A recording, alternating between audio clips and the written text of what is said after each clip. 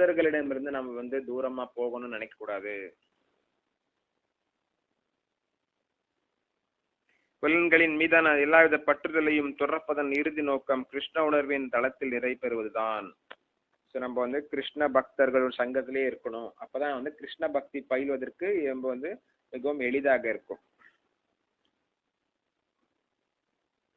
கடமை செய்யணும்னு நினைக்கக்கூடாது. இப்ப நான் சத்திரியன், என் கடமை செய்யறப்ப சில தவறுகள் ஏற்படுது, அதனால நான் என்ன ஒரு பிராமணனா மாறிடுவேன். அது கிடையாது, தப்பு கிடையாது. அல்லது நான் சத்திரியனா இருக்கிறேன், என்னோட செயல்பாடுல சில தவறு இருக்கு, சரி நான் ஒரு சூத்திரனா மாறிடுறேன் அல்லது ஒரு வைசியனா மாறிடுறேன் அப்படின்றது கிடையாது.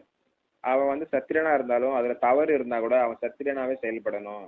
ஒரு வைசியனா இருந்தா கூட ஒரு தவறுகளா இருந்தா கூட அவன் வைசியனாவே செயல்படணும். சூத்திரனா இருந்தவன் சூத்திரன தொழில சில தவறுகள் இருந்தாலும் அவன் சூத்திரனா செயல்பட வேண்டும். அவரவர்கள் குணகர்மத்திற்கு ஏற்றவர்கள் அவர்கள் செயல்பட வேண்டும்.